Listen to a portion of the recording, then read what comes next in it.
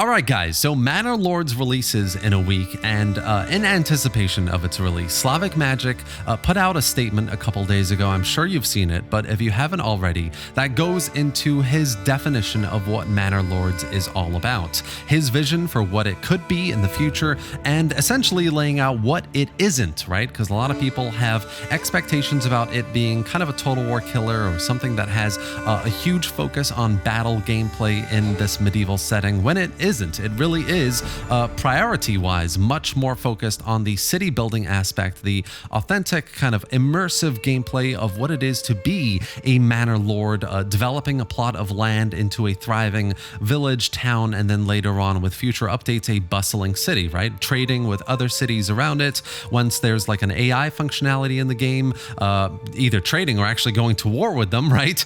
Or dealing with bandits and, seasonal weather effects that, do things like disease and famine and things like that. So there's plenty of great gameplay features that are yet to be seen in the game in its future. Right now, we have a pretty good idea for how the city building looks, what you can expect from the game when you get early access, how the medieval warfare looks as well. And I think we can all agree there's still lots of work to be done. Once the game releases, there's going to be a long period of gathering feedback, testing various new features and polishing and rebalancing. There's lots more content to come, I'm sure, as well. Once it releases, at least there's going to be a year of polishing, refining, and evolving the game to add those features that are still being worked on. Now, what I really want to talk about in this video is the future of Manor Lords, because in this end of the statement by Greg a couple days ago, he mentions that he has no plans to release a roadmap.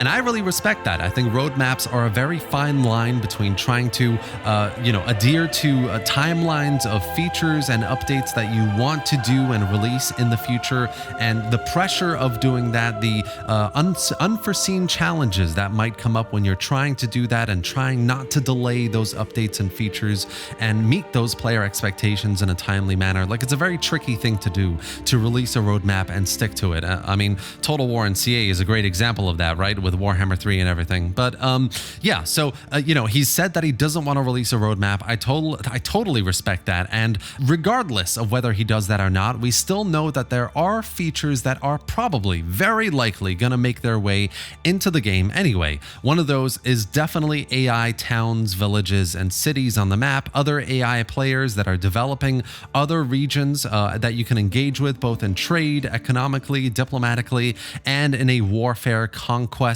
style way as well on the campaign, which should be quite cool. We don't know where that is. Obviously, it's still being tested because the option for it in the campaign customization section is locked. So it's definitely something that's coming. It is being tested, and hopefully, in the future when it is in, it adds a nice bit of variety and replayability as well. I think it's going to be a game changer, to be honest. To have AI players in other regions that you can engage with is going to make the game much more fuller, and to watch them grow their towns and villages into lovely little, I'm sure there's going to be so much interesting ways in the AI engaging with different mechanics in the game. It's going to be very cool. What that leads to essentially is other features and updates that we're going to be able to see as well. Bigger, better medieval cities as well, with new buildings, new trading commodities, new units that you can recruit. Obviously, bigger cities means walls and siege equipment to bring down those walls. So there are lots of interesting ways in which the game will develop kind of naturally, both on the city building side and on the medieval combat side as well. I think a step beyond that, a very natural step, even in parallel to while all of this is being done in the game, is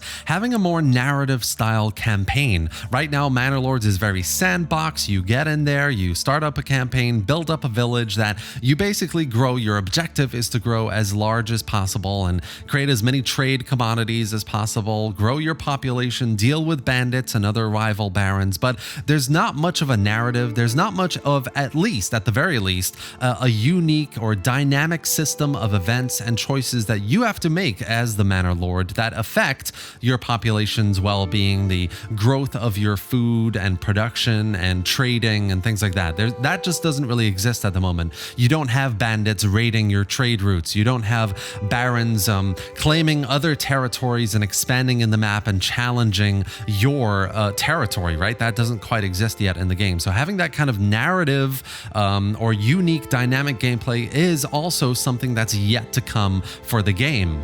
Now, what I'm leading up to here is two things. Once these features are in, once you have an AI functionality that develops towns and villages, once you have bigger cities that develop into walls and siege gameplay on the combat side as well, and once you have dynamic events and challenges that affect your population, whether it's seasonal effects, cold, famine, disease, whatever it is, once all of that is in the game, I think there are two things that can happen, which are very exciting. And, we don't know really whether they're ever going to happen for the game, but if they do, they're going to add even more capabilities, replayabilities for Manor Lords in the future.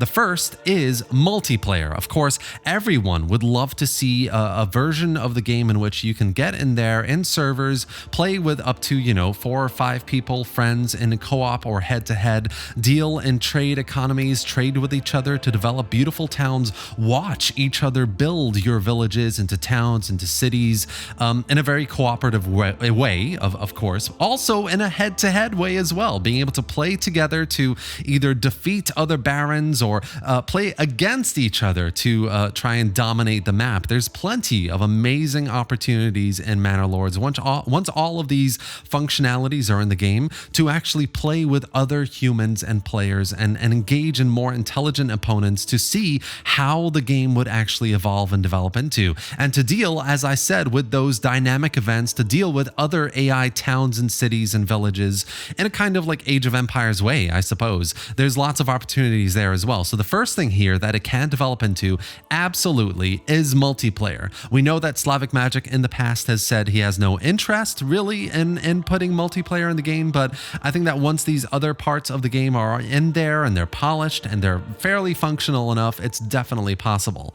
Now, the second thing that is absolutely possible, and I don't know if he has any plans. I don't think Slavic Magic has ever mentioned it in the past. I'm not aware if he has, or I'm not really sure if anyone's really talked about whether Manor Lords can have modding capabilities, modding tools that are publicly available for people to take the game, go into the code, tweak various things here and there. We have minor mods and major mods, overhauls and camera mods and graphical mods. There are all kinds of things that you can do from a modding perspective for games, and Manor Lords is absolutely no exception. There are lots of amazing things that you can do with Manor Lords, least of which, I'm sure you're thinking about it, is overhauling the game into new settings and new areas and new periods of history. I mean, to have a Manor Lords mod that converts it into feudal Japan is something that I think a lot of people here are dreaming about, or converting it into a different area of medieval Europe, a different setting of medieval Europe, having